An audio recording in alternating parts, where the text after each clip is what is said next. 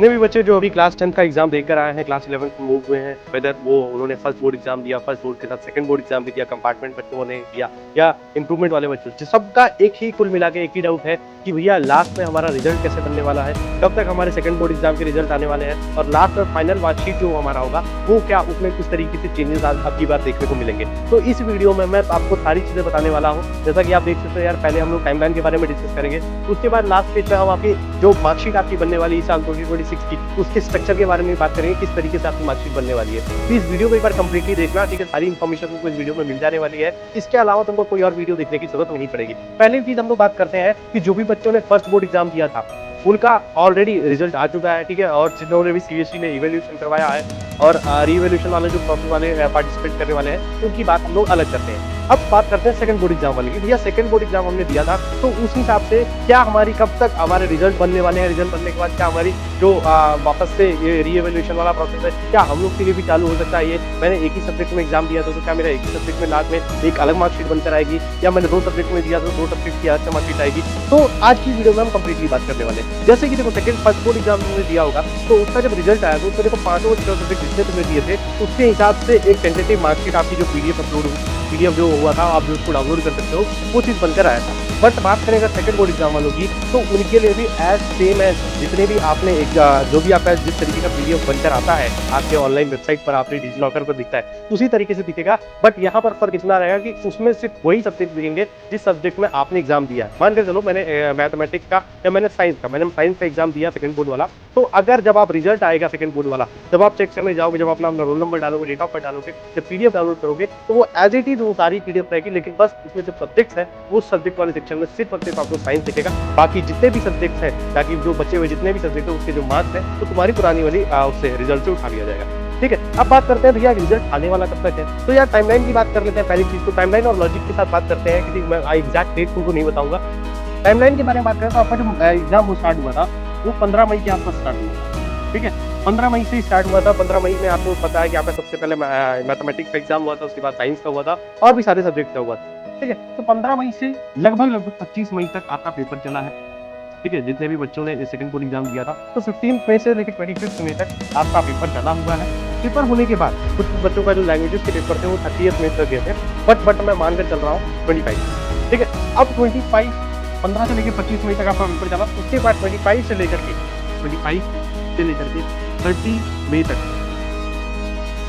25 से लेकर के 30 मई तक जो आपका होगा, इसमें आपकी जो भी प्रोसेस होती है, जो सीबीएसई बेसिकली करवाता है कॉपी टेकिंग, वो प्रोसेस स्टार्ट हो जाएंगी। उसमें क्या है कि आपकी जो कॉपियाज हैं वो आपके सेंटर से उठ के आपके जो जहाँ पर एक कॉपी शिप होंगी आपकी वहाँ पर जाएंगे, टीचर्स डिस्ट्रीब्यूट होंगे, ठीक है, टीचर्स अलॉट होंगे और उसके बाद आपकी कॉपी सेट होगी। वेदर यहाँ पर अगर फर्स्ट बोर्ड की बात करें तो उतनी कॉपी नहीं है जितना फर्स्ट बोर्ड में थी, क्योंकि टीचर्स नहीं लगे जितने फर्स्ट बोर्ड में लगे थे। तो कहीं ना कहीं जो प्रोसेस है वो बहुत ही जल्दी होगा। ठीक है, दूसरी बात ये कि जो आपका नया सेशन आपका स्टार्ट हो चुका है जून और जुलाई वाला। जून और जुलाई से नया वाला सेशन स्टार्ट हो गया है। तो जो भी बच्चे क्लास 10 से प्रमोट होकर क्लास 11th में जाएंगे, जो भी क्लास 10 से क्लास 11 वाले प्रमोट किए जाएंगे, सीबीएसई को इनको एक जवाब देना पड़ेगा। जब 11 का रजिस्ट्रेशन होगा तो उसमें कहीं ना कहीं मार्कशीट लगेगी, उसमें कहीं ना कहीं एक तरीके से आपका जो अगर बच्चों ने माइग्रेट किया है 10th का माइग्रेशन सर्टिफिकेट लगेगा। ठीक है, ट्रांसफर सर्टिफिकेट जिसको टीसी आप लोग बोलते हो, क्लास आपने स्कूल चेंज किया क्लास 11th में तो आपकी टीसी लगेगी। तो वो कहीं ना कहीं उस प्रोसेस को ध्यान में रखते हुए सीबीएसई जो आपका सेकंड बोर्ड वाला रिजल्ट है, सेकंड बोर्ड वाला रिजल्ट बहुत जल्दी से जल्दी फाइनलाइज करने की कोशिश करेगा। ठीक है, तो आप एक एक्सपेक्टेड डेट जो मानकर चलोगे, वो आप मानकर चलो 15 जून। ठीक है, 15 जून से लेकर के 20 जून के बीच में आपके सेकंड बोर्ड एग्जाम की जो रिजल्ट है वो आ जाएगा। ठीक है, सेकंड बोर्ड एग्जाम का रिजल्ट आ जाएगा और रिजल्ट के बाद जो भी रीवैल्यूएशन वाला प्रोसेस है, फर्स्ट बोर्ड वाला और सेकंड बोर्ड वाला दोनों को मिला करके आपका रीवैल्यूएशन वाला प्रोसेस स्टार्ट हो जाएगा और बाकी सारी चीजें स्टार्ट हो जाएंगी। अब फाइनल मार्कशीट की बात करें तो फाइनल मार्कशीट आपकी जुलाई में सीबीएसई आपकी फाइनल मार्कशीट देना स्टार्ट कर देगा। फाइनल मार्कशीट आपकी जुलाई में सीबीएसई देना स्टार्ट कर देगा और इस चीज को जो फाइनल मार्कशीट है वो आप इंडिविजुअली नहीं पा सकते हो, उसको आपको स्कूल से कॉन्टैक्ट करना पड़ेगा। स्कूल से ही आपको फाइनल मार्कशीट मिलने वाली है। तो इसके लिए एकदम मत घबराओ कि भैया फाइनल मार्कशीट के लिए क्या हमको कहीं रजिस्ट्रेशन करवाना पड़ेगा या कहीं पैसे देने पड़ेंगे, क्या कोई कुछ फीस देनी पड़ेगी, तो वो कुछ नहीं है। आप समझ लेते हैं कि जो फाइनल मार्कशीट है वो आपकी बननी कैसी। देखो ऑफिशियली सीबीएसई ने अभी तक ये चीज नहीं भेजा है, लेकिन अभी जो मार्कशीट का स्ट्रक्चर निकल कर आ रहा है, अभी जो ट्रेंड है जो मार्कशीट का, वो इस तरीके से है कि मानकर चलो आपके मार्कशीट में पहली चीज तो आपके सारे सब्जेक्ट्स यहाँ पर लिखे रहे होंगे, ठीक है, सारे सब्जेक्ट्स यहाँ पर लिखे रहेंगे। सब्जेक्ट्स लिखने के बाद यहाँ पर जो है आपका फर्स्ट बोर्ड का एग्जाम मार्क्स लिखा रहेगा, ठीक है, फर्स्ट बोर्ड का मार्क्स। उसके बाद सेकंड बोर्ड के कॉलम बनेंगे। अब यहाँ पर बहुत बड़ा कंफ्यूजन ये आएगा कि भैया हमने तो सेकंड बोर्ड वाला एग्जाम दिया ही नहीं था, तो क्या हमारे यहाँ जीरो लिखा रहेगा? तो नहीं, जिन्होंने सेकंड बोर्ड का एग्जाम दिया था किसी भी सब्जेक्ट में, जैसे मानकर चलो यहाँ पर आपने मैथ्स लिखा, आपका यहाँ पर मैथ्स आया, यहाँ पर आपका साइंस आया, यहाँ पर आपका इंग्लिश है, ठीक है। एक बच्चा है जिसने मैथ साइंस सारे फर्स्ट बोर्ड वाले सारे एग्जाम दिए थे, ठीक है, तो उसके कुछ कुछ मार्क्स आएंगे यहाँ पर, कुछ मार्क्स होंगे, मैं लिख देता हूँ, अभी जीरो में लिख रहा हूँ, ठीक है, तो ऐसा मत मानना कि जीरो ही आए, मैंने जीरो मार्क्स दिए, ठीक है। सेकंड बोर्ड में मैंने भैया सिर्फ मैथ्स का एग्जाम दिया, सिर्फ मैथ्स का एग्जाम दिया था। बाकी सारे सब्जेक्ट्स में क्या होगा, तो बाकी सारे सब्जेक्ट में आपको यहाँ पर डैश इंटर आ जाएगा, डैश इंटर आएगा, और सेकंड बोर्ड में जो आपके मार्क्स आए हैं मैथ्स में वो आपके यहाँ पर आ जाएंगे। जिसमें किसी ने भी किसी सब्जेक्ट में सेकंड बोर्ड एग्जाम नहीं दिया था, उसके सारे यहाँ पूरी कॉलम में डैश आएगा। उसके बाद थर्ड जो कॉलम है वो ये है कि best of two. Best of two में आपका सबसे पहली चीज कि पहले और सेकंड बोर्ड एग्जाम देखा जाएगा, और उसमें से जो बेस्ट होगा वो यहाँ पर लिखा रहेगा। तो आपका जो बेस्ट मार्क्स आएगा वो आपका यहाँ लिखा रहेगा, ठीक है। आपने जो बच्चे सेकंड बोर्ड एग्जाम नहीं देंगे तो उनका ऑब्वियसली बेस्ट फर्स्ट ही है, तो फर्स्ट वाले पार्ट यहाँ पर लिखेंगे, और बेस्ट ऑफ टू वाले कॉलम पर की बेसिस पर, उसके ही बेसिस पर आपका ये है फाइनल ग्रेड मिलने वाला है। तो बेस्ट ऑफ टू वाले ग्रेड के हिसाब से आपका जो फाइनल ग्रेड है वो बनने वाला है। और लास्ट में जो आपका नीचे बड़ा बड़ा अक्षर पे पास लिखा रहता है, ठीक है, या फेल लिखा रहता है, वो किस बेसिस पर लिखा रहेगा, वो आपकी फाइनल ग्रेड होगी।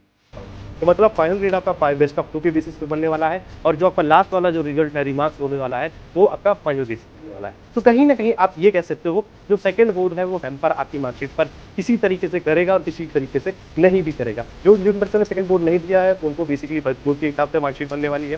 जिन्होंने सेकंड बोर्ड दिया है उनके लिए थोड़ी सी डिफिकल्टी यहाँ पर मिलने वाली है, क्यों, कहीं कि आपका जो फाइनल ग्रेड है वो इस हिसाब से बनने वाला है। और लेकिन मैं ये कह सकता हूँ कि वो भी दिक्कत नहीं फेस करने वाली, क्योंकि आपने ये जो सेक्शन है बेस्ट ऑफ टू वाला वो आपको संभाल लेगा। तो कहीं ना कहीं ये जो बात आपकी पहली हो रही थी कि भैया आप एक बार सेकंड बोर्ड एग्जाम दे दो, मार्क्स कम आगे कोई बात नहीं, तो फर्स्ट वाला कैसे हो जाएगा, तो उस हिसाब से ये स्ट्रक्चर निकल कर आ रहा है। बाकी जो आपका 11th वाला सेशन है वो स्टार्ट हो चुका है। आप लोग से मेरा एक बहुत हम्बल रिक्वेस्ट है कि यार देखो बहुत ज्यादा पैनिक होने की जरूरत है नहीं, जो हो गया हो गया। अब 11th पर तुम ध्यान दो, ठीक है। 11th में तुमने कोई भी स्ट्रीम ले रखी है, कोई भी सब्जेक्ट ले रखा है, उसमें ढंग से पढ़ो। उसके भी एग्जाम्स बहुत जल्दी होने वाले हैं, समर वेकेशन तुम्हारे स्टार्ट हो गए। समर वेकेशन स्टार्ट एंड होने तक ही आपके एग्जाम्स वापस आपके सर पर आ जाएंगे, ठीक है। आपके सिलेबस जो कंप्लीट करने की स्पीड है, सिलेबस कंप्लीट करने की जो होड़ है वो वापस चालू हो जाएगी। तो प्लीज फॉरगेट योर पास्ट, जो भी आपका पास्ट था उसको फॉरगेट करो, अपने फ्यूचर पर ध्यान दो, ठीक है। और जिस हिसाब से भी आपका सीबीएसई जो भी इन्फॉर्मेशन आपको देती रहेगी, हम आपके लिए सबसे पहले लेकर आते रहेंगे। चैनल पर नए हो तो चैनल को एक बार सब्सक्राइब करो, वीडियो अच्छी लगी हो तो वीडियो को लाइक कर दो, और मिलते हैं तब तक के लिए नेक्स्ट वीडियो।